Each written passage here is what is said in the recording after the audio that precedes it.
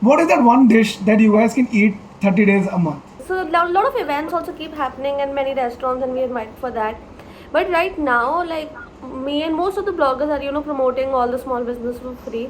Like it's been 1 year that I haven't charged any restaurant any money. There is so much food, and like literally everyone that like all Indian food to North Indians is idli, dosa, sambar, and all these things. Now that we have settled on the fact that work from home seems to be the way ahead, at least for a good couple of months it seems. But we're continuing with the podcast. So we have Thomas and Sarah today on our show. We'll let you guys introduce yourselves. So Sarah, why don't you start? Do your homework, Zen. Do your homework. I am not very good at. Zen always starts with this like being like all cool and like I'll let you introduce. The honest thing being like he's like mere se nahi hota hai. It's really funny for two of us to have a podcast where we literally suck. Like I have social anxiety and I can't introduce people, and even Zen has similar stuff. But Yeah. that's what it is. So we give the pleasure of introducing our guests themselves. So Or we would request that to save our own selves. My name is Thomas. I run a Malayali restaurant in Delhi called Mahabali. Yeah. We've been doing this for about 6 years now. That's how I know Zen's now wife. She was like, she's really regular. She comes to almost pretty much every event that happens at the restaurant. And that's what it is. This is what we've been doing for like 6 years now. I did not know like what all variety did South India in general had to offer in terms of cuisine. So Prapti, like Prapti, I am a typical North Indian, like aloo ka parantha, chole bhature type. Like I am a typical North Indian, right? So Prapti one day comes up, she like I think it was mango prawn curry, something like that. Yeah. And I lost my shit. I haven't had anything better. Like it was so good, and I think it's just You are the ideal candidate. No, but Vishnu, just to add to that, Thomas, I had the Easter meal from you guys on Easter, of course, Yeah. and the next day I took some of the manga curry to my workplace, and people was quite intrigued कि खा क्या रहा है and what is this rice and this and that. So one of my fellow actors उसने एक चम्मच चखा and he ate and he थोड़ी देर उसको चबाया and बोला ये तो कड़ी है, and I was like actually कड़ी नहीं है. This is not fucking curry. We do, yeah. But yeah, I think that's the oxymoron that a lot of people don't know the sort of variety that comes with cuisine down south. yeah. But like, why Yeah, do you, Thomas? Why do you think that is? And even Sari, you please feel free to pitch in on that. Like, why do you? Because there is like, it's not variety. It's basically like, it's different tangents of food in like different horizontals. Like there is so much food, and like literally everyone that like all Indian food to North Indians is idli, dosa, sambar, and all these things. So I think this is like a product of stereotypes in general. Just like you have a stereotype for South Indians, we have one for North Indians. North which is, Indians, I'm sure. Yeah, predominantly, I would say if I had to put it in 3 words or 3 things, it would be aloo paratha, butter chicken, paneer. My God, how can I forget paneer? I love And like. tar jeeps. These are fundamentally the 4 things that like you go to the north, you see tar jeeps. What is the I didn't get the fourth thing. Thomas, what was the fourth thing you said? The Mahindra Thar. It's probably the most ultimate like I think representation of our Punjabi songs sort of set that precedent. They like yeah. So pretty make like sure. even when we go to like North Indian restaurants, if you may in Kerala or like wherever we are, it's fundamental. Like it operates in that whole naan, butter chicken, dal makhani kind of scene. So like once I moved to Delhi is when I started to realize also there's a lot more, even like from the middle of India all the way up. It is quite diverse. So that's where the fundamental idea was that look, if like our objective is also to kind of educate on some level that if every single South Indian restaurant is doing like an average of all the states, why don't we just focus on one and one that we know well and kind of take exactly how you described it, Vishnu, like the horizontal. Thomas, I am really curious about like when you started 6 years ago.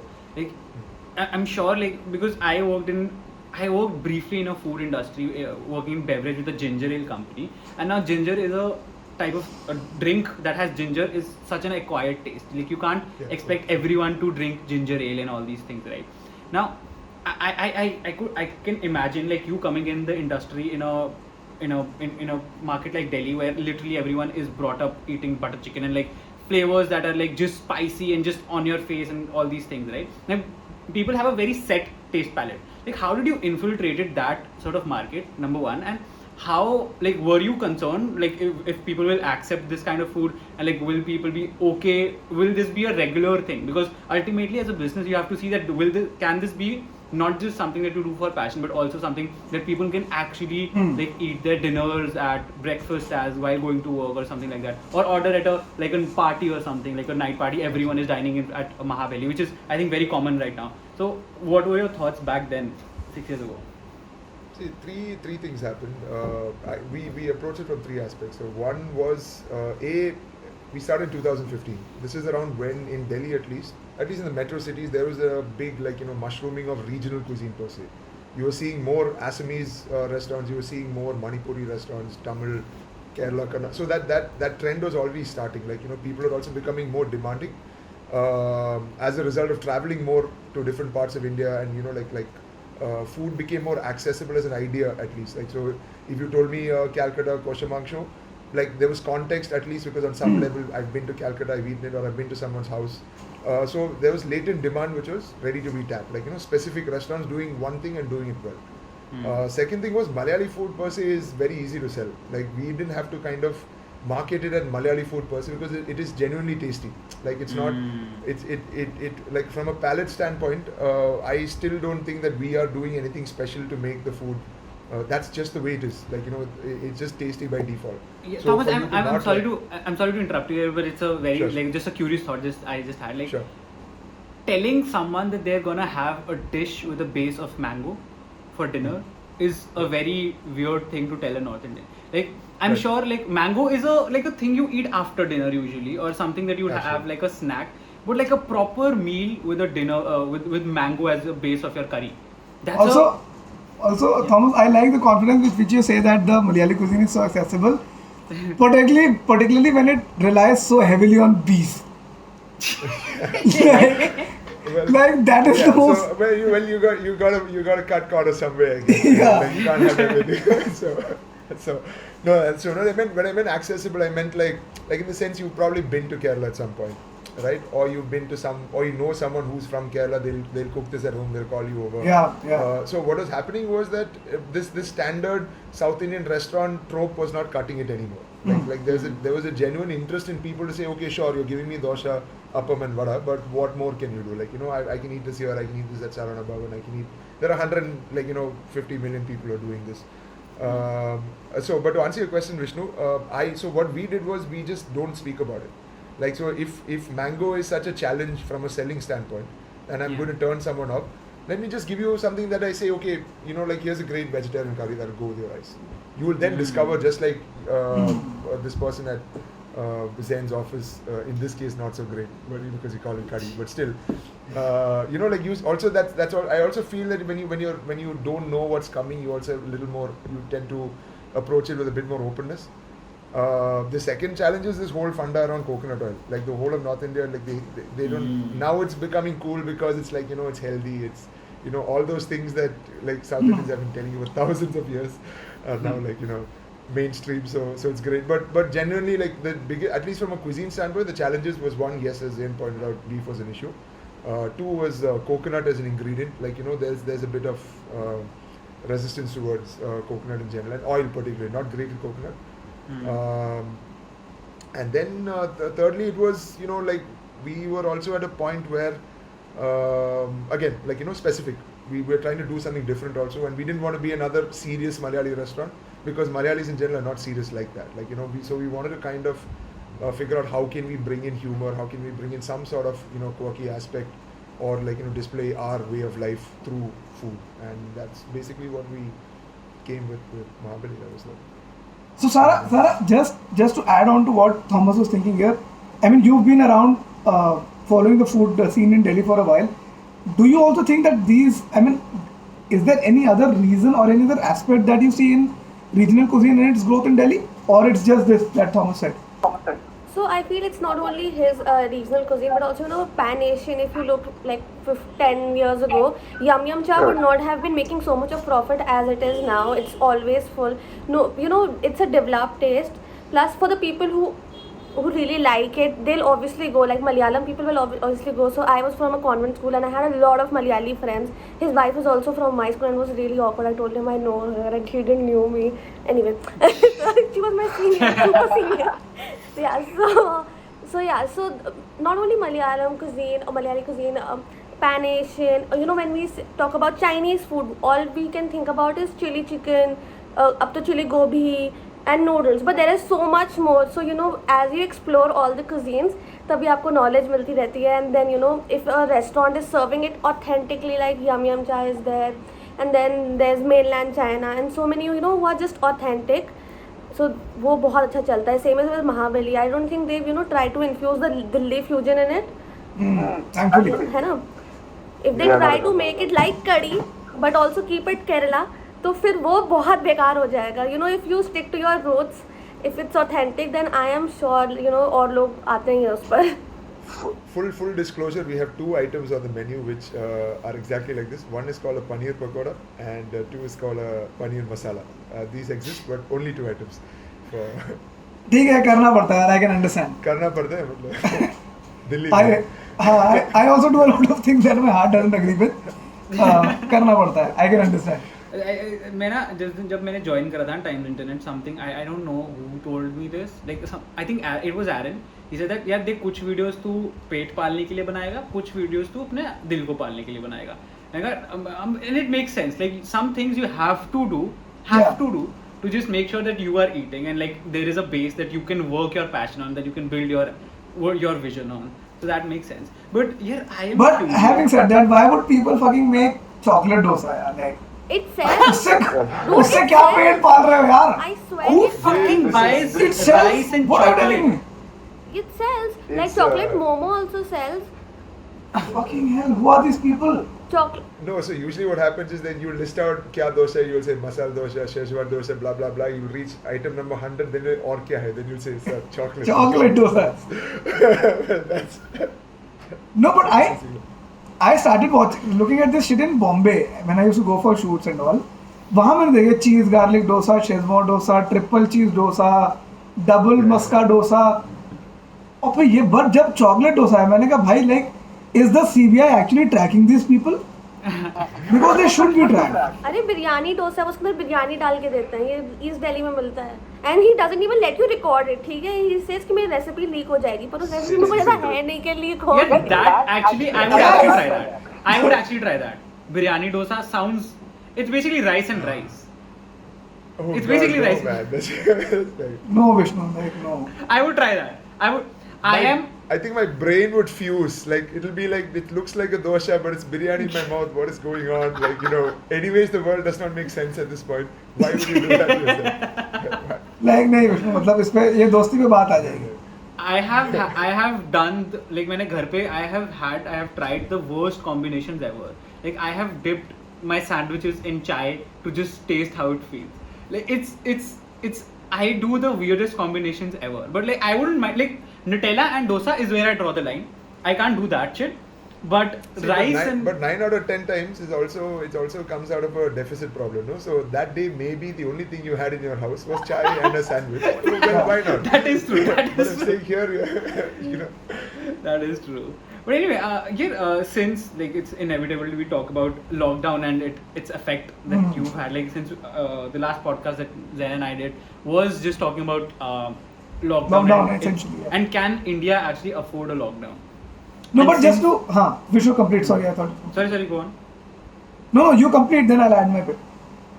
Yeah, so I think that since both of us were talking about can India afford a lockdown, and you guys come from an industry that is heavily consumer centric and physically consumer centric. Like you have to taste it, you have to go there for Sara, you have to go there and taste, and you have to promote a brand which is basically what Thomas runs is a restaurant, and now you have to pay salaries of these people who have probably migrated from different cities and these things.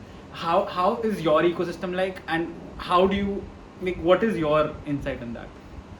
First, I feel the government is doing absolutely nothing for the food industry. I know I'll get hit, but that's okay. But there's zero help, the licensing is still so expensive. एक साल तक all the restaurants were closed. They could have at least, relaxed the licensing a bit or relaxed the rent a bit, but nothing has happened. Liquor license is reaching the roof, and it is the main source, at some restaurants, especially, which open at night. Liquor is the main thing that they sell off. And I think from the government standpoint, there's nothing they can do. And for food bloggers also, it's a loss anyway, because the restaurants can't afford us now. They're also looking for, okay, please help us out. So right now, and no restaurant is calling me, because they're also, they also want that delivery system to run right now. So I think जब lockdown बिल्कुल start हुआ था, that time they were a little confused कि बुलाना है लोगों को नहीं बुलाना. Right now they are into let's promote our deliveries and all of that, but I don't think deliveries are gonna pay their rent, salary, and so much of things. You tell, Thomas. Well, so you've covered pretty much most of it, Vishnu. So one is that, so I'll give you the boring stuff first. Actually, it's all boring, but I'm all for boring conversation. Love it. So the restaurant industry, when I mean the restaurant industry, I mean hospitality in general, right? So it includes everybody from your roadside chai wala all the way up to your 5-star restaurant, actually employs the largest number of people in this country after agriculture. Just take a moment and so the economic, what is at stake here is pretty high. It is that it draws a lot of migrant labor. It is also easily, it allows a lot of low skilled labor to kind of move up the ladder. And it's also accessible. We are always going to have to eat. People are always going to want to go out. So it kind of adheres to different strata. But it is also the most regulated industry in the country. When I mean regulation, I mean in Delhi alone, a sum total, you need about 22 clearances to sell a sandwich. Like if you want to really do the food business legally in Delhi, this is the kind of, when I mean clearances, you've got the municipal department, you've got police clearance, fire clearance, there is an eating house license that you require.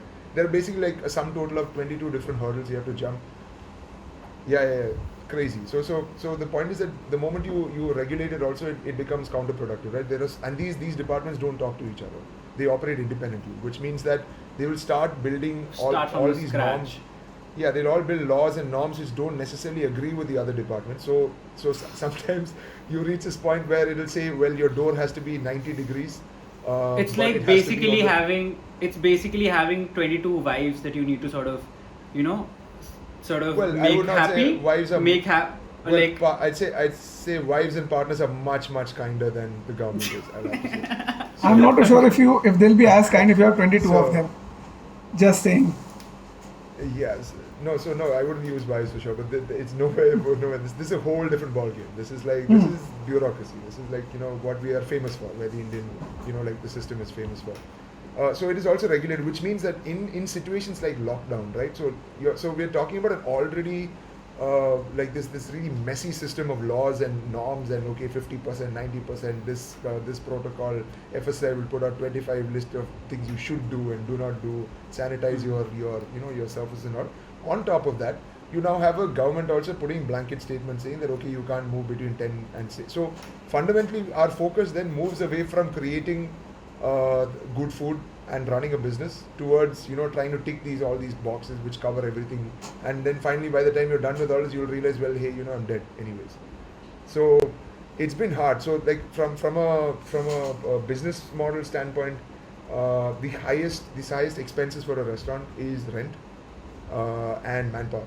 The staff costs that go up to this, and these are fixed more or less. You can't, whether I have one person coming to my restaurant or 10,000 people, I have to pay my staff salaries and I have to pay my rent.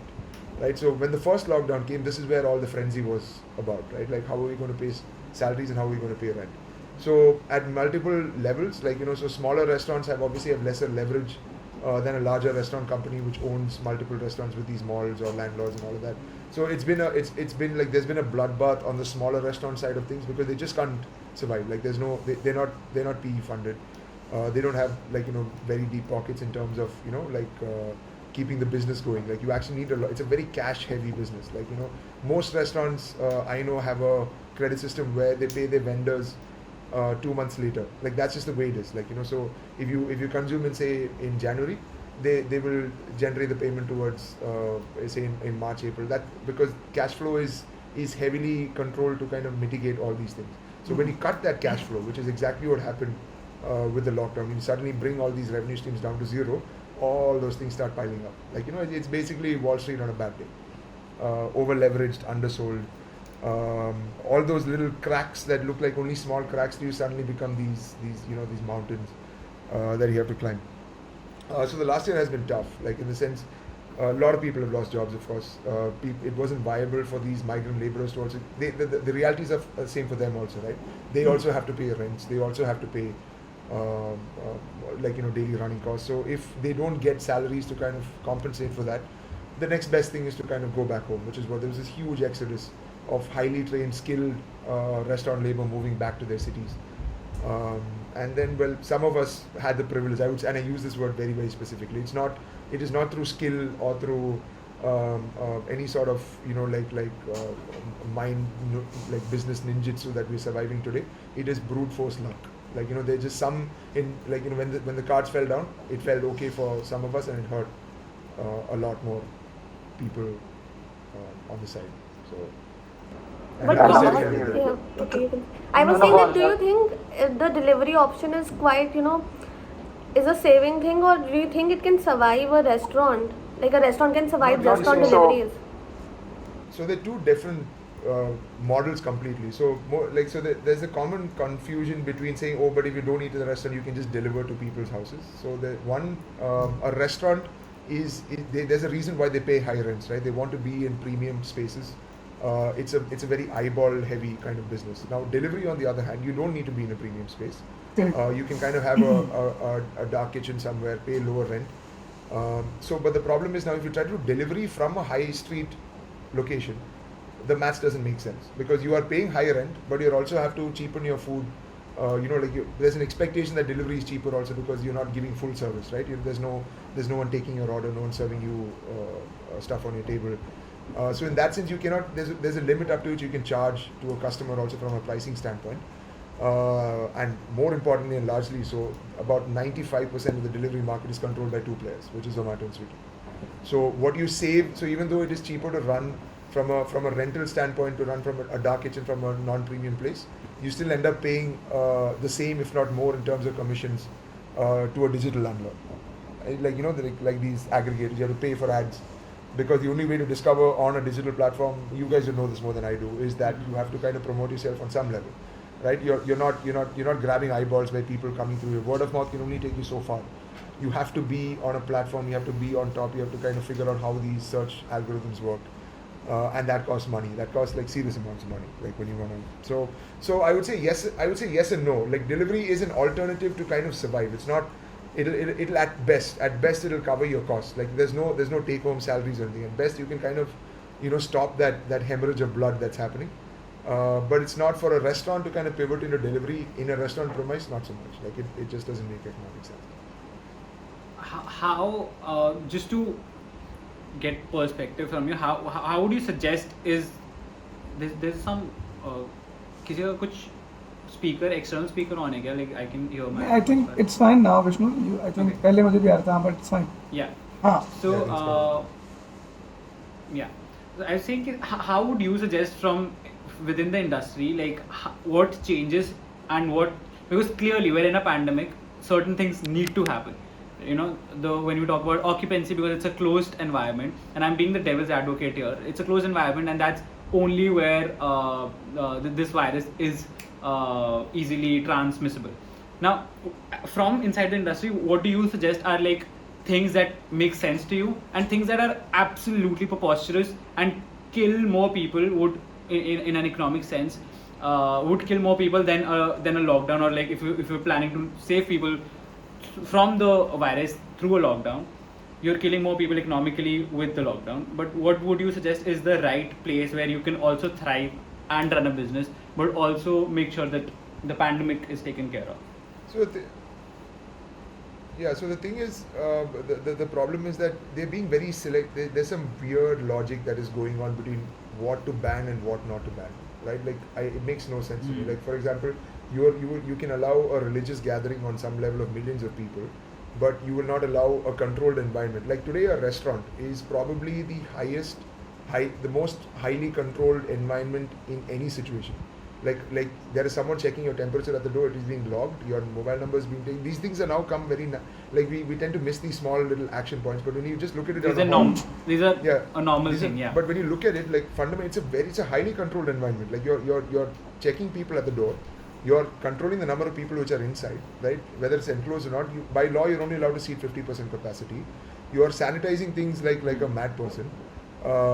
These are things you don't even do in your own house, right? Like I'm saying, so if we're saying that if you're why is it that you're taking something that is doing its job anyways, right? Like it is got norms to kind of cover, and it is the best that we can do. At this point, there is even the government is telling you that we can't think of anything better than stay at home, wear a mask and sanitize your hands. This is it. Like these are fundamentally the three axes on which every government is kind of operating right now, whether it is in India or outside of India. Because we honestly don't know. Like we know that crowds are a bad idea. We know that dropping your mask down and kind of you're being callous about it is a bad idea. So let's do that. Let's kind of like draw some hard lines. And the problem is we're complicating things, right? When we send out a list of protocols, we're telling people 100 things to do. It fundamentally boils down to these three things. Go out if only necessary, like highly necessary, wear your mask at all times, sanitize your hands. These are only three things that you can do. So what could be better? I would think from a curfew standpoint that a government can do better is number one, delivery. There is there is a lot of data to suggest that delivery of food does not transmit the virus. Like we know this by now. The surface transmission of the virus is close to zero, which means that if anything, they should be kind of encouraging people to deliver food and not come to the restaurant to sit down and eat. But the problem is that they've again made it like for example, if we want to deliver food, we have to get in what is called an e-pass. We're classified as an essential service, which is food delivery is called an essential service. So now we have to go and apply one more level of bureaucracy, by the way. We have to apply for an e-pass for every single employee that is going to work over there. It is at the government's discretion to grant it or not. When they reject this thing, they will not tell you why they are rejecting it. So ever since the curfew was announced in Delhi, technically, by the letter of the law, we can deliver food, but we don't have the passes to do it. So it is also like it's confusing. Like in the sense, it does not allow. It's saying that okay, you can what do you say? Operation success, but patient is dead. Like it makes no sense. What is it? Like you're saying the police will tell you, oh, but you need this pass, but food delivery is not allowed, but you can't. Then they'll say you can deliver food, but you can't cook the food in your kitchen. Like so we are operating on these brackets. So what would help, I think, is clear, crisp, direct communication, and also more importantly, enabling these businesses to kind of operate. Like it's one thing to do lip service and say you're allowed to do it, but you also have to kind of it's your job to kind of make sure that processes are being followed to allow them to also operate. Like it isn't. You're not going to come to me and tell me file your IT tax returns if the damn website doesn't work. What is that? Right? Like you can't. Absolutely. But that's how it is. That's how it is, right? Like You file. that's how it is. I don't know which. See, the thing is, we have a tendency to load this onto the leaders, right? Like there is a very, very robust machinery below them also that has to work. Like this means that the guy in multiple departments has to kind of turn up. There's no intent. Like there's absolutely no intent. It's like अच्छा हो गया ये ले लो आपका curfew का protocol you figure it out. वही तो it's very selective also. किसी को मिलेगा, किसी को नहीं मिलेगा, किसी को थोड़े पैसे खिलाकर मिलेगा, किसी को पैसे खिलाकर भी नहीं मिलेगा, और कोई बोलता है इधर से मिलेगा उधर से मिलेगा.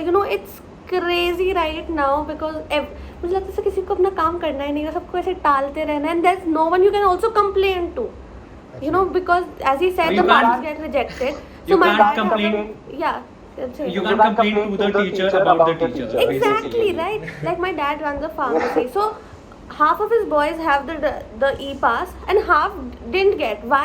They didn't even tell. तो अब करना So I क्या है, can't- किसी को नहीं you can't पता even ना. reapply saying okay fine you're not eligible because this document suggests that you're not in the food industry. Fair enough. Nothing. Like rejected. Like nothing. Like then you'll do it again. Then we've tried. We've been over the last 4 days. I've been trying to upload it with different combination. Aadhaar plus PAN plus this thing plus. We're all reject. I've not got a single e-pass by the way, which is why I got to stop by 10 o'clock. And the thing about the business also, I see the food business is concentrated on two broad slots, right? One is between 12 o'clock, 12:30 till about 3 o'clock, which is the lunch session, and the other one is from around 8:30 till about 11 to 12, which is the dinner session. So what has happened, and between the two, On a weekend, the lunch and dinner perform pretty much the same because people are moving around, they're going out or whatever. But on weekdays, lunch is very, very weak. Dinner's when all the is where all the action is.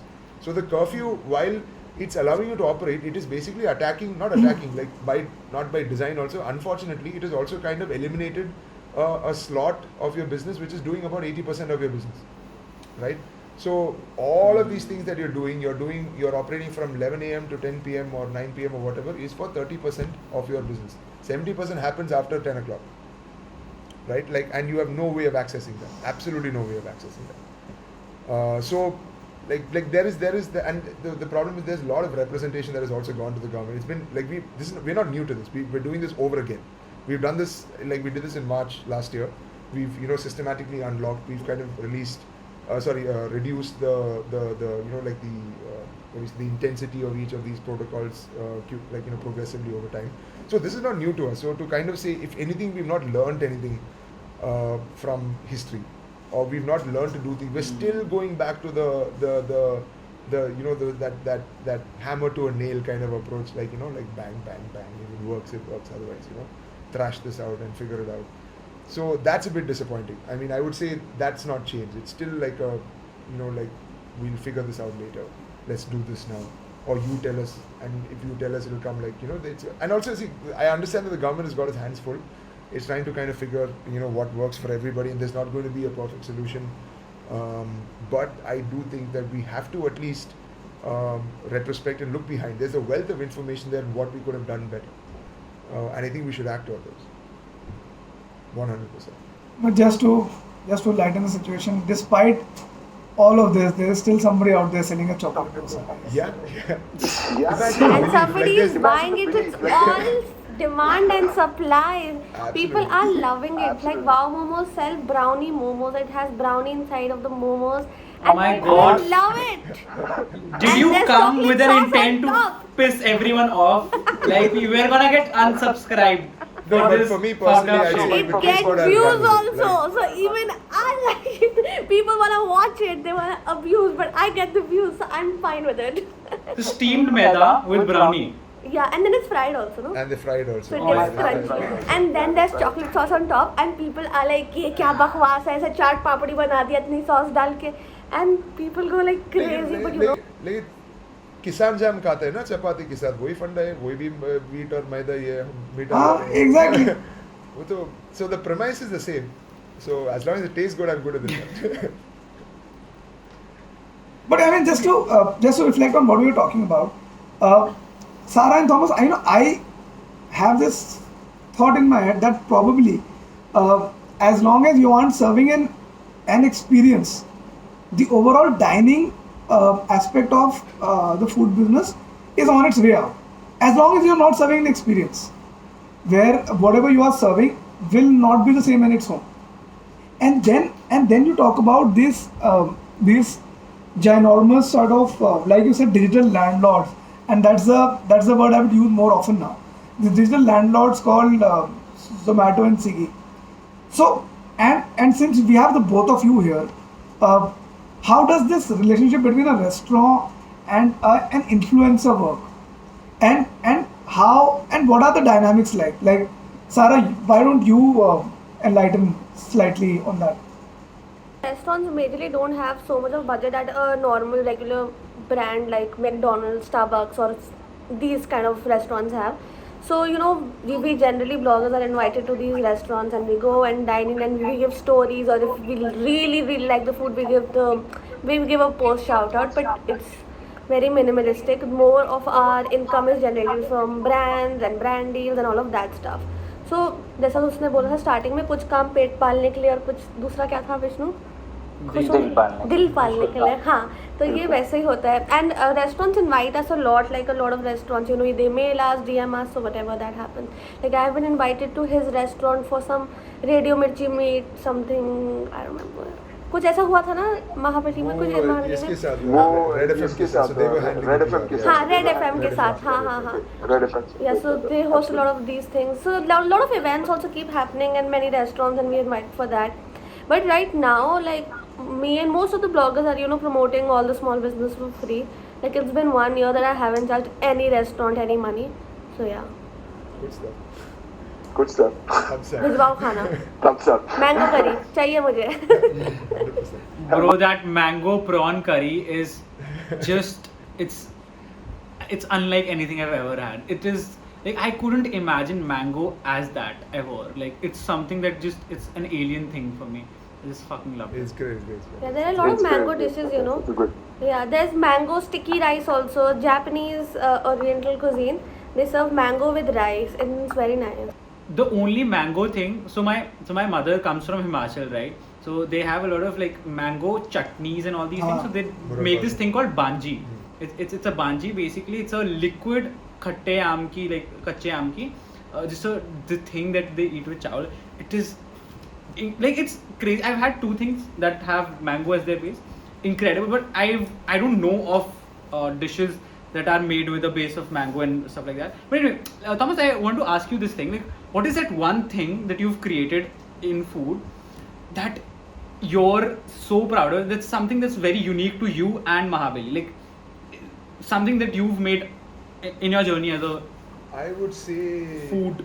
It happened actually with the pandemic. This Onam Sadhya is a big deal for us. Like happens every year, somewhere between September and August and September. In fact, this Red FM event was also an Onam event. So we see, I would say, like over 3 days, we see footfalls of around 1,500, 1,600 people, and we are a 50-cover restaurant, by the way. So this is on. Like this is like we start at around 12 p.m. in the afternoon. We are running till 11 p.m. and we restart the next day. So it looks like a train station, honestly. Like it's not a restaurant anymore. So last year with the lockdown, that was not an option. So this is a dine-in concept. So it's a fully vegetarian meal.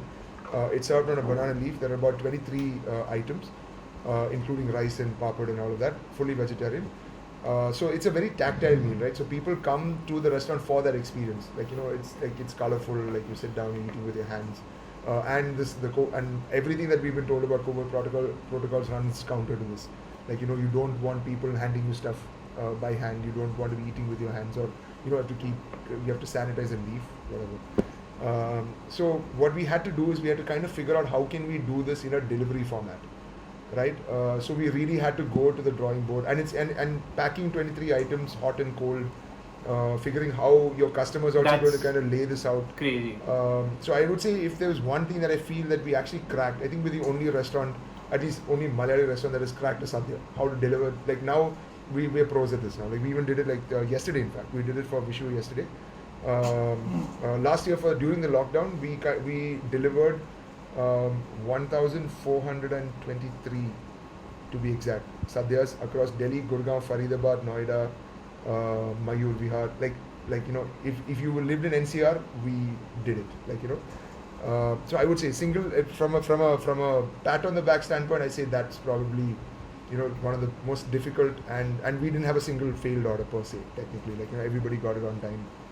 It was easy to lay out. We even made like a schematic with numerically ordered, put 1 here, 2 here, 3 here, so that you can just kind of, it was like a fun project. It was like a Lego project in that sense. Yeah, just to add to that, Thomas, it took me 15 minutes to decode that. Well, it's a hard. Just to serve, कि अच्छा एक यहाँ रखना है, दो यहाँ रखना है, but I think, but again, like you said, you deserve a pat on the back for it because of the way you do that task. I mean, despite doing it at home, I mean, me and my dad had it, and we could get the closest possible to a sadhya experience. But before we move further, I wanted to pick your brains, and ever since this thought came into my mind, I wanted to speak about this. So I'll just narrate one incident and I'll move from there. I went to a certain restaurant over the weekend with my wife, and we had a shared experience, honestly. Dragonfly. Huh? Dragonfly था ना? No, you were close to it, but it's in the same complex. It's called, you can name it, chalo. So yeah, we went to that restaurant. I'm sorry. I'd like to. What was it called again? La Roca. Okay. See, I remember all. जब भी मैं किसी की story देखती हूँ तो मुझे याद रहता है वो कौन सा restaurant गया था, उसका कैसा experience था. So, and turned out we had a bad experience, like horrible experience. The food was bad, the service wasn't good, and I came out pissed, and I just tagged them on Instagram and said that, hey, your food is shit and your staff is not as good, and then later, I mean, after having वो वही होता है कि गुस्से में इंसान नहीं सोच पाता है. But back then I came home and realized that maybe that was that one day they had a bad day, and I went and screwed their how do I say, their image up, reputation. And that is where I think bloggers and restaurateurs, I wanted to pick your brains. Like, what is the middle ground there? Say Sara, you go for a dinner and you take 10 of your best friends out there. So say you go to, hypothetically speaking, you and your husband go to a Mahabali and they serve you a bad mango curry and you give them a shit rating and you give them a shout out saying, hey Thomas, despite our podcast, your prawn curry sucked. So what are the ethics there? Like, how do you draw the line there? Had a bad experience and all of that. Most probably they'll always reply to me within a day that we can give you a repayment of your bill, or we can please come again, we'll serve you again, all of that. But I never do that. So generally I message the team. कभी कभी होता है खाना बुरा होता है लेकिन आपकी सर्विस इतनी अच्छी हो रही है, आपसे शेफ आपको अच्छा तो लगाना, and then you can say नहीं बकवास है कि क्या बनाया, ठीक है. So if all of that is nice, I'll forgive the food, ठीक है. और if the food is very nice but the service is very rude, वो भी मुझे नहीं चलता, ठीक है. I always DM, पर मैं इतना भी नहीं कर देती this man sucks कि उसकी नौकरी चले जाए बेचारे की, until unless वो वैसा मतलब जोमेटो वाला सीन नहीं करना मुझे, ठीक है. तो मतलब there has to be middle ground. Also पहले तो मैं कर दिया करती. I remember I went to this restaurant, service भी बुरी थी और खाने बुरा था. ये 3-4 साल पहले की बात है. And I posted a bad review, 1 star rating, और कितना गंदा खाना था, service is so bad, manager named this, server named this, and I don't know how, but the PR got my contact in like 1 hour and he called me and I'm so sorry, and then I realized I shouldn't be doing this, because there are so many people running the restaurant. It's not only the one waiter who's badtameez to you, because sometimes even the waiter is not, the server is also not having the best time of his life, and he can take out his frustration also on you, and that is fine, because sometimes we also do that to servers, and nahi chahiye mujhe baar baar mat aao type, ठीक है. So even they are human. I know we are more privileged that when we scold them, it's counted as their job, as part of their job, but they can't do that back to us. So मैंने बहुत इसका precaution लेना start करा है. Now I just message the brand कि मेरे साथ ऐसा हुआ है, what can you do about it, and then if they say कि हाँ हम प्रिकॉशन लेंगे, हमने समझाया है इसको वगैरह वगैरह. सिर्फ परसों ही मेरे साथ ये हुआ, सबवे में मेरे बाल आया था, and I lost my shit at how can Subway do this. कोई छोटा मोटा रेस्टोरेंट होता मैं मैसेज करती. I too did a story. Subway also contacted me 1 घंटे में. देन द मैनेजर जो उधर उस वाले लोकेशन का था, he is calling me that I will replace your सब, मैं आपको फुट लॉन्ग सब दे दूंगा. मतलब भाई मुझे फुट लॉन्ग सब नहीं चाहिए, छोटे सब कर ले. ऐसा नहीं है कि मैम प्लीज आप स्टोरी बुक कर दो. मैंने कर दी because it's a lot of pressure, when you have so many followers. Even sharing a simple story, not only restaurant based, if there's something, and अगर आप गलती से फेक न्यूज़ डाल दो, तो इसलिए मैं तो अब न्यूज़ भी डालना बहुत कम कर दिया. पहले तो मैं डाल दिया करती थी. I remember once Vishnu and I also share something, and then later it was, you remember that कुछ हमने कोविड की बिल्कुल स्टार्टिंग में कुछ शेयर करा था, and then it was fake news, and then we both deleted in an hour. तो ये बहुत बार ऐसा होता है. Now I just stop posting जो बिल्कुल भी वेरीफाइड नहीं होता. So there's a lot of pressure, But then, Sara, the flip side, I follow you to get an honest review. Yeah. Like, if a certain meal was bad, I would expect you to tell me that it was bad. Yeah, I understand. Right. Yeah. But the thing is, I don't post about it, or if the meal is bad, I can't, if I go to his restaurant and I say खाना बकवास है, 3.5 लाख 4 लाख होने वाले, मुझे लोग देख रहे हैं, his reputation will be tarnished, and there's imagine एक बार मैंने किसी की बुराई कर दी थी किसी खाने की. हाँ, I went to this really fancy restaurant and told him I don't eat pork, and he still served me pork, and I was like dude I just told you I don't. तो कहते आप खा के देखो अच्छा लगेगा. मतलब नहीं ऐसा नहीं चलता, ठीक है, मेरे रिलीजन में अलाउड नहीं. एंड ही लाइक आप ट्राई तो करके देखो. मैंने डूड मैं नहीं खाती, तुम्हें समझ नहीं आ रहा, ठीक है. ना told the manager and the guy lost his job. अब मुझे उसका गिल्ट इतने 1-2 हफ्ते तक रहा था कि एक बंदे की नौकरी चली गई मेरी वजह से, ठीक है. तो अब मैं उस वजह से मैं बुरा रिव्यू डालती ही नहीं हूँ. आई जस्ट डोंट, ये भी नहीं कि मैं कुछ बुरा खाऊं बोलूँ बहुत अच्छा है. सो आई डोंट डू दिस कि तुम कहीं जाओ मेरी रिकमेंडेशन से और तुम्हें खाना बकवास मिले. If the food is bad, जैसे मैंगो करी मुझे नहीं अच्छी लगी, तो मैं उसके बारे में पोस्ट ही नहीं करूँगी. दिस इज माई फंडा. Don't say I take personal offense on that. अरे मैं Don't say that. तो मेरा No. हस्बैंड बना दो इमेजिनरी और मैं इमेजिनरी करी को बुरा ना बोलूं. अच्छा. Okay. So Thomas, what's your take on this? I mean, who? Here's the thing, right? Like I am pretty straight. I've thought about this long and hard. I personally respond to each and every Zomato review, good, bad, ugly, on Google, TripAdvisor, everything. I have seen cumulatively 2,500, 3,000 reviews. I've typed them out. Number one, whether a person is an influencer or not, to me, he is a customer first. Like Right. that is my fundamental. It doesn't matter whether you have access to 3 lakh people or one person. You are my customer first. I operate on that premise. Number two, if you had a bad experience, right? You've had it for either of 2 reasons. One, the restaurant had a bad day, and something really kind of didn't work out, and you've had a bad experience. Or two, I'm a shitty restaurant, right? Like it is in my nature to be a bad restaurant, so I'm following that pattern in that sense. In both those cases, there is still something for me to take back, right? If I've had a bad day, even one day is not acceptable. At least I can figure out, okay, what happened on that bad day, that I can ensure that it doesn't, happen again. Or so whenever we get, say, like if I was to deal with a review like Zen's, I would actually want to understand from Zen, not from a perspective of, okay, I just give him free food and that will be that, and he'll take his review down and it's done. I genuinely want to know that what went wrong, because if it happened to Zen, it could happen to someone else also. Unless I kind of set the machinery on the back end to kind of eliminate that problem. And I do think that it is well within your rights to, if you did not like something, I think it's personally well within your rights to kind of say that I did not like something publicly. Because we can't choose one over the other, right? If you love my restaurant and you told your 3 lakh followers this is a great restaurant, I think it's perfectly valid for you to also say that you did not like this restaurant and why. I don't think.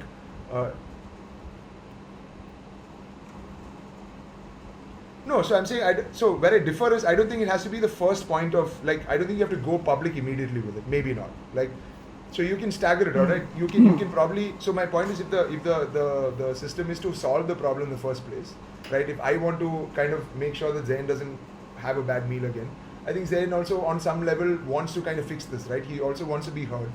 To kind of, and like if I understood why, and Zen also understand, okay, this is why it happened and this is how we can kind of fix it in the future. So you basically identify, address it, and kind of present a solution that also ensures that it doesn't happen in the future. Otherwise it's just lip service.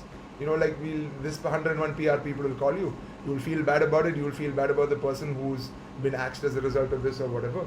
And that's not, that I don't think that's constructive as feedback in general. Then it's not constructive at all. Like neither is Zen getting what he wants, which is a better restaurant experience, and neither am I getting what I want, because people have seen it already, right? Even if you take it down, there's a reason why I got in touch with him, because I saw this, and so I think customer first. Like if you approach every single negative thing from a see, there are also people out there who just write shit to kind of get free stuff also. I have to put that out there. But you can tell, like you can genuinely tell when someone had like a bad situation where the service was bad, food was bad, so there's a wealth of information there if you genuinely want to improve on that.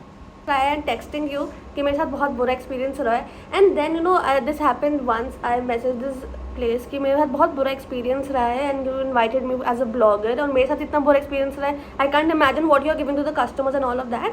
तो owner was like कि इतना बढ़िया तो खिलाया तुमको, ये वो, मैंने no, the salt was really bad in the pasta, ना बहुत ज़्यादा था, like ऐसा ही होता है Italian खाना ऐसा ही होता है, and he was like really rude to me कि तुम नए blogger बन जाते हो तो मैं तो पता भी नहीं क्या होता है, then it's bad, right?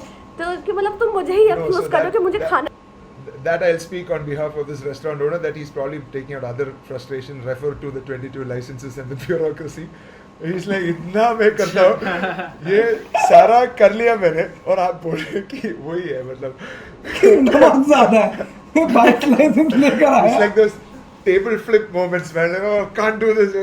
What is this? I thought the food. Yeah, तो मेरा एक प्रोसेस रहता है कोई बैड रिव्यू करने का, बहुत लंबा प्रोसेस. मैं बिल्कुल नहीं चाहती, मैं बिल्कुल भी कि किसी भी चीज़ का बैड रिव्यू डालूं कभी भी लाइफ में. अगर कोई मेरी बात सुन रहा है तो मैं क्यों बोलूँगी कि फिर भी मैं डालूंगी गंदा है. अब जैसे गवर्नमेंट है, वो मेरी बात नहीं सुन रही है, फिर मैं डालूंगी government. There's also that psychological issue with people tend to remember negative stuff more than the positive ones. Like, so for example, if I've done my job right and say that my restaurant has got a decent reputation I'm also setting a high standard, right? So if they have a great experience, it's expected.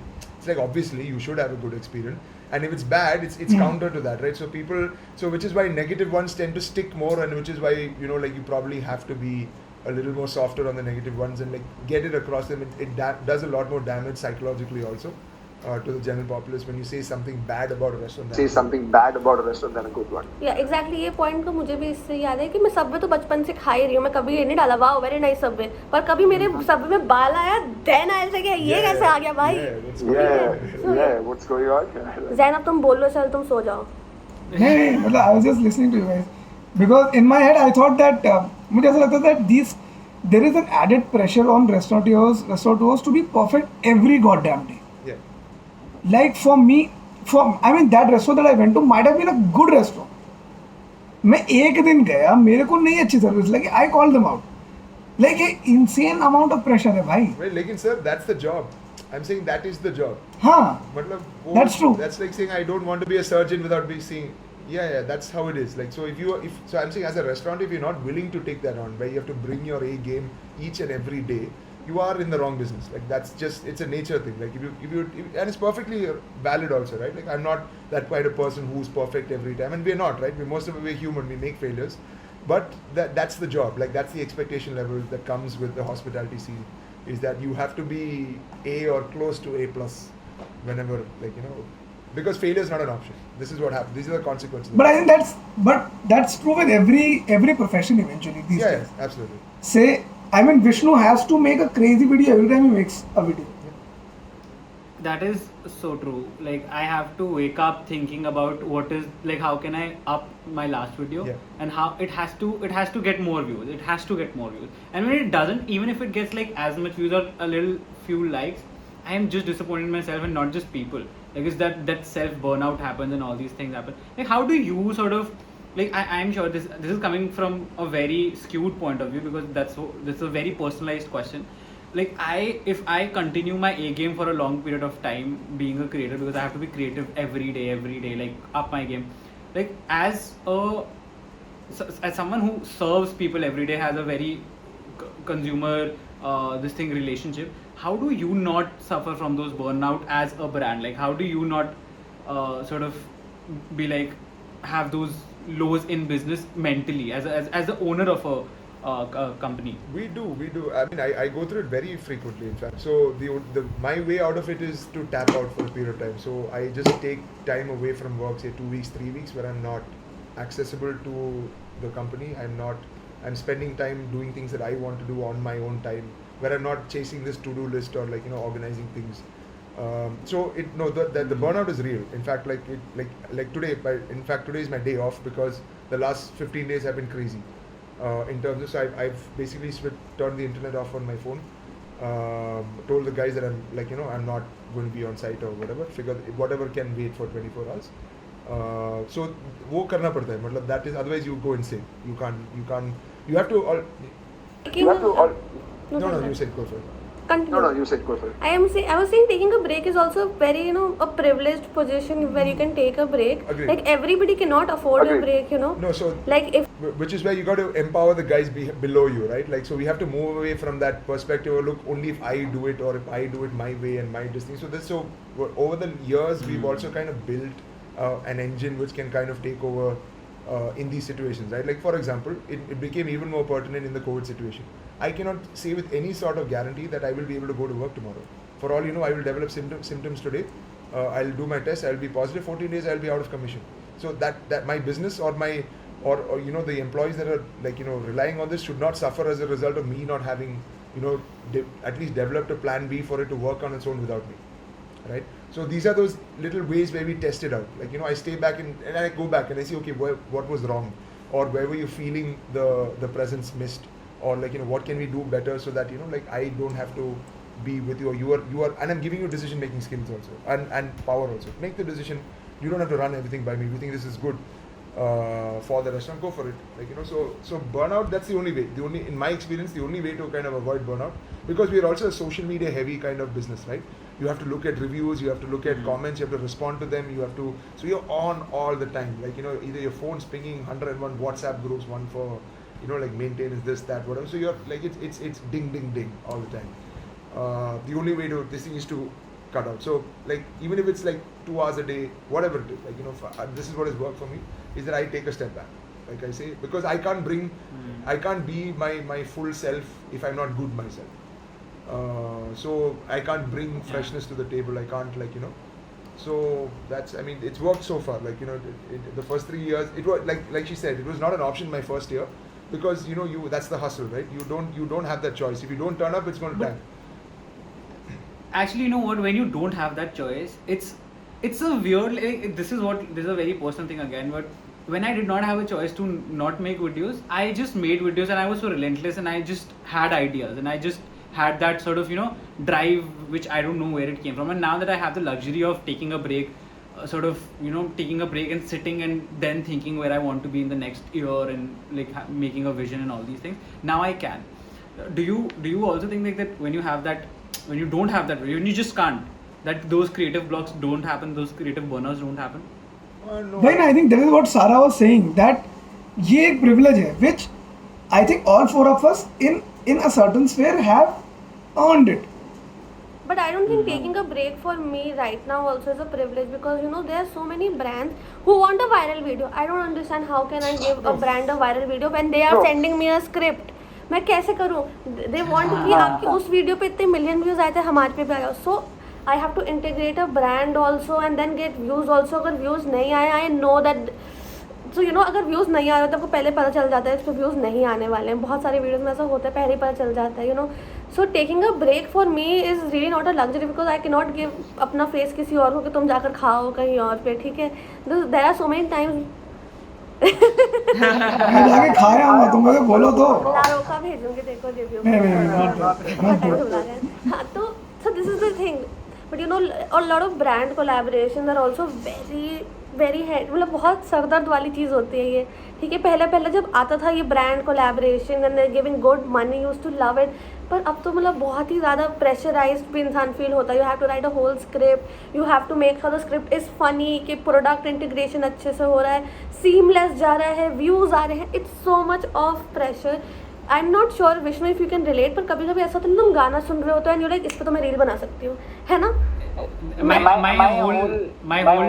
my videos work like that basically. I to write down the song. So if you're a blogger and if you're watching, it's a great tip. जब कुछ गाना ऐसा लगे कि तुम इस पे कुछ कर सकते हो, तभी लिख लो, वरना रील बनाने टाइम गाना भी नहीं याद रहता.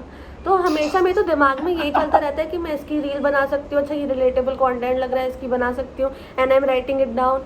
If I am in my car and there some radio song playing, ये क्या गाना मिल गया, इसको तो यूज़ करूँगी. तो मतलब ये तो दिमाग में ब्रेक तो मिलता ही नहीं है ना कभी भी. You are always like, if you actually knew, right, that you can like genuinely just over a period of time that you create much better content when you're not under pressure, you would generally design your life in a way that will give you that space to do that, right? Like, so that's what I meant. Like, for me it's a necessity. Like, it doesn't matter if my restaurant was fire, वो 5 minute मुझे चाहिए, because otherwise I cannot help you here, right? Like, so that you start so I know slowly different people also like that. yeah. Yeah, we are different people also like that. You're very relaxed and calm as we can see, and I am very very hyper. ठीक है, मुझे तो under pressure रहना भी पसंद है कभी कभी, कि मेरा से काम अच्छा भी हो जाता है अंडर प्रेशर में. So this is the thing. So it depends on person to person. जैसे मैं वेकेशन पे भी जाऊँगी कहीं बाहर, तो that means I have to make a vlog, I have to make 2 videos. मैं मोस्ट प्रॉब्ली किसी होटल से कोलैबोरेट करके जा रही हूँ, because why not live in a luxury hotel while you are at it. तो मुझे उसको भी कुछ कंटेंट देना है. सो ब्लॉगर्स की तो वेकेशन नहीं होती. इट्स ऑल वर्क ओनली, और travelling for work only. Thomas, I just had a follow-up question. Like, what do you do in that break? What is your process in that break? Or like, not, I'm sure like since it's a break, it's supposed to have no process, it's supposed to be idle. Freewheel. But So I read quite a bit. I read a lot. When I mean I read, I don't read like necessarily serious stuff also. But I read like, I studied only till my BA, by the way. Like, I started working when I was 21. Didn't do my MA afterwards. So I also used that time to kind of retool myself. Like, like educate. where did you myself. study? I studied at Stephens in Delhi. That was college, and school was in Kerala. So I took a job straight out of college because I did not know what I wanted to do post that course. So, and then the restaurant happened. Now it's been, So also this is also the only time that I get to spend, like quality time that I get to spend with family, right? Like I stay alone in Delhi, like but girlfriend, partner, now fiance. It's important to kind of maintain those bridges, because otherwise you're just constantly hustling. So it's here and there. So but the important aspect which is common through all of it is that I disconnect for sure. And it's not like I just disappear. I tell them that, look, I'm going to be away. वनवास के लिए जा रहा हूँ, मतलब लेकिन आऊँगा ज़रूर. And back, and I feel fresher also.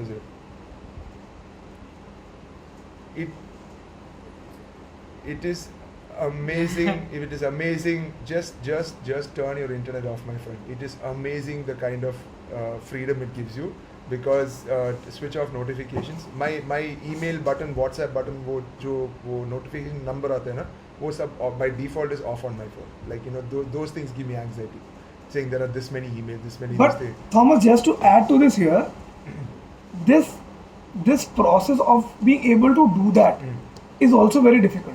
Like, I understand what Sarah is saying. That is what I do. Like, I have 2 phones, and I have realized that I need to buy 2 phones. And my other phone is just, I think only a couple of people in my office have that number, and I tell them, look, if somebody is dying, give me a call on that number. Because after a certain time, when I know अच्छा मेरा काम हो गया है, I am not required around, I keep that phone away. I keep my official phone away. Absolutely. And but that is what you're talking about. What Sarah is talking about is that other aspect of my brain, which is subconsciously always thinking. Yeah. And I think that is the curse creative people have to live with. That we can never really shut off our brain. But if I'm watching, say for me to unwind, I'll go eat somewhere. And going out, eating somewhere, I might be thinking of something. Yeah. I'm constantly observing people to use in my So I think, work, that's interesting. or actually. I to think write it's stories a around difference in it. the nature of what we do. Like, in the sense, like, I am not. Yeah. Absolutely. So I'm running like an organization where, you know, like, if Yeah. I'm not there, there is. So for example, my chef is the one who's creating, right? I'm not the one actually cooking. So his like, you know, he doesn't have this luxury that I have, obviously, because he's got to come here, correct. he's got to create like that, you know. So no, that makes a lot of sense. Absolutely. So for us, it is almost impossible to always switch off. Yeah. Like वो complete switch off नहीं हो सकता. 80% off मैं भी कर लेता हूँ. वो 20% subconsciously भेजा चलता रहता है. I keep observing people where I'm going. I keep thinking about stories. So that is always there. Like, as a writer, So this also as somebody came to me, who like I was finding it hard because there are always problems. Okay, like forever. I can spend 18 hours in that restaurant and there will still be more work to do. That's just the way it is. So what I like over a period of time try to do is at least put up a cut-off time on a daily basis, saying, okay, from this time, whatever I have to finish, I finish till now, and then obviously we prioritize. We kind of, like, for example, 2 or 3 hours ago, Mr. Kejriwal has announced the weekend curfew. Now this will become Weekend. This is, I got a fight for the next 4 or 5 days. I have to put the game. Now we are on fight and flight mode. तो वो तो मतलब होता रहता है. Oh no, please, that sounds a very boring version of books, watching Netflix, all this Instagram business, all of that on my free time I do. I All cannot of that convince on my you. Arey time, nahi. I cannot convince you. अरे the thing is, people have different, you know, ways of relaxing. Yeah. So I like watching Bollywood Yeah. movies. उससे मुझे काफ़ी शांति मिलती है क्योंकि लोग बहुत Full. बेवकूफ़ों वाली हरकत करते हैं, उससे मुझे कम बेवकूफ़ फील होता है, ठीक है. तो I love enjoying, you know, thrillers, ताकि मेरा दिमाग अगर किसी थ्रिलर मूवी में लगा हुआ, जैसे I keep asking Zain recommendation के लिए मुझे वो दो. एक बार उसने मुझे प्रेस्टीज की रिकमेंडेशन दी जो काफ़ी पुरानी थी. मैंने बोला भाई तो धूम 2 की कॉपी है. धूम 3 से कॉपी है. हाँ, तब तक कि मेरा दिमाग कहीं और लगा रहा है. मैं उस कोई और इंटरेस्टिंग चीज़ करना चाहती हूँ. शायद मैं कॉमेडी देखती हूँ या फिर कोई थ्रिलर, कोई मिस्ट्री, आके मेरा दिमाग थोड़ी देर के लिए किसी और की लाइफ में इंटरेस्टेड रहे, मे बी इसलिए इतना थोड़ा ब्रेक मिलता है मुझे. But you know, I cook. बताओ. No, I was just saying, I cook. Like you watch movies. My cutoff is to cook. हाँ, you know, cooking is also something that I do. But जब मैं on camera करती हूँ, it's work. But when you know I'm at 12 AM and I'm cooking a pasta, तो वो काफ़ी relaxing होता है मेरे लिए भी. But you know, when you're on the camera, तुम्हें salt भी ऐसे करके डालना है, बिल्कुल झूम के. एक तो brands भी expect करते हैं मैं रहती ही ऐसे हूँ. मतलब मैं खाती भी, मतलब हर बाइट के बाद वाह ऐसे ही करती हूँ. हाँ, तो ये तो रहता है. आई रिमेंबर जब मैं बाहर जाती हूँ मुझे लोग मिलते हैं एंड देन अगर वो बोलते हैं अब खा के दिखाओ ना, अब रिव्यू दो ना, किसी शादी होती है रिव्यू दे के बताओ ना कैसा लग रहा है एंड लाइक ये मेरा No, but Sarah, that shit is actually true. I went for 24/7 some days back. और वहाँ पे मैं खड़ा था लाइन में और एक लौंडा आया लाइन में मास्क वास्क लगाए बिना, साइड से आया और 2-3 सिगरेट के डिब्बे लेके चला गया. पहले तो मैं उसको देखा, मैंने कहा अभी मैं इसको टोकूंगा कि लाइन में तो ये मुझे मारेगा, इसको छोड़ दो, मैं उसको टारगेट करूंगा जिसने इसका बिल करा है. सो जैसे ही वो गया मैंने कहा हाँ भाई इसको तुमने कैसे दे दिया, मैं लाइन में खड़ा हूँ ये वो. तो मैं उससे उसको मतलब चमका रहा हूँ बेसिकली कि यार देखा करो मैं इतनी लाइन में खड़ा हूँ. वहाँ साइड में कोई एक दूर से लड़का खड़ा है मास्क लगा के, मुझे कह रहा why don't you give an honest review 24/7. Like I was like yeah. Like दे दिया review finally. That did happen. मतलब like what is this joke even? Like it's not even funny. अरे लोग मुझे बाहर मिलते जिंगी बोलते हैं, मुझे और इरिटेटिंग लगता है. तो जिंगी दैट, अरे जिंगी that right and like dude please. Dude, it happens so often whenever I give an interview or anything, like anything I do, people like the last or the first question is कुछ पंजाबी में बोल के सिखा दो, or you're not as active as you are on Instagram. अरे I don't wake up saying like हाँ जी कैसे है किसी के, I don't do that.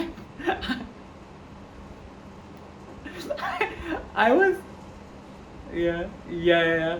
I was actually giving an interview, like a proper interview, and they said like I made a reference, a joke reference, and they're so used to me being loud in Punjabi, they didn't get the joke reference. They didn't get, and they're like, oh, acha, okay, so that happened with your family. I'm like, fuck, what am I doing?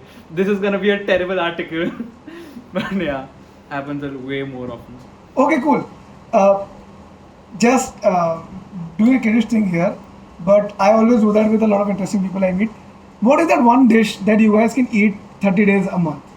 Like, say that is the only meal that you will have forever, for the rest of your life. What will that be? Yikes. ये क्या दुविधा में डाला है मुझे. यार मतलब ये this is the most interesting question that I have ever thought of asking people. ये तुम्हारा क्रिएटिविटी लेवल है. मोस्ट इंटरेस्टिंग क्वेश्चन है. इसका जवाब बताओ. You'll go 30 days a bonkers week. thinking about it. 30 days a week, one thing you can eat. 30 days a week, 30 one days. thing you can eat. 30 days a week नहीं 7 days a week. 7 days a week. 7 days.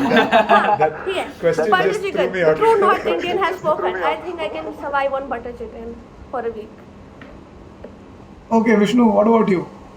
Yeah, for me, I think it'll be आलू प्याज की परांठी with इमली की चटनी, मक्खन and लस्सी. अच्छा हम ये साइड्स भी चूज कर सकते हैं. Then garlic naan also and some salad also, और रायता भी मिलेगा तो सही रहेगा. अचार भी. हाँ जैन तुम बताओ. Hey, let Thomas No, finish. you say first, no, sir. No, because I haven't figured it out yet. So I asked everybody कि What मैं a guy, dude. like What a guy. no, I honestly haven't figured out yet, but I don't know. I mean, maybe Has protein deficit हो जाएगा मेरे को तो. Has Martina, नहीं, यार. Martina ever given you Kanyi Empire? Has she told you about Kanyi? On Good Friday, maybe she would have. Did she? I know I've even had it, but I can't live on it for No, 30 so that days. would be mine. Can you? That would be mine. Because it's मतलब खिचड़ी है basically. Khichdi and achar fundamentally. But it doesn't taste like anything. No, then I'll send you good stuff then. We'll change that. Yeah. Okay. We'll change that. Wait, I'll wait for 12 months for So it. it's rice. I think I can. protein, everything. Solid. Yeah, I know. I don't know what I can live for. I think. See, biryani. I have a theory that it's blessed. Like Right. you will never get enough of biryani, Right. whatever kind it is.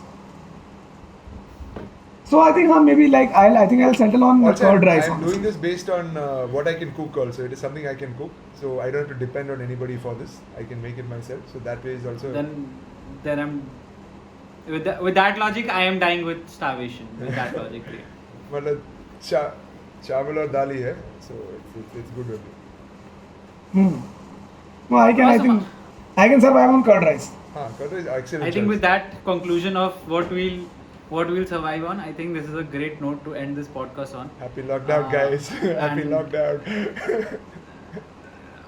Almost lockdown. I think we're almost like literally heading. No, there. I think, but just to add context, I think I don't know when this episode will be out, But my prediction is that we are going towards a graded lockdown. Just like Maharashtra did. We went to a night curfew, then they went to a weekend curfew, then they went to a 14-day full-on curfew. There's a pattern. I think that's how Delhi is also behaving. Yeah. I can't see lockdowns working. I don't see lockdowns working. There's no other way out. No other way out. Unfortunately, I mean, I don't know.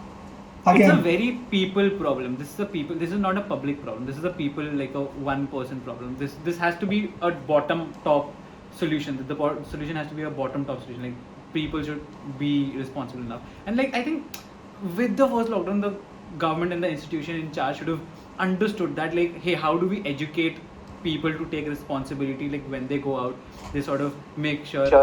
जब call करो तो आपको बताते नहीं है वो कैसे आप सुरक्षित रह सकते हैं. That is a great education for like Amitabh Bachchan telling you that is, like, I think the most premium thing anyone could have ever done.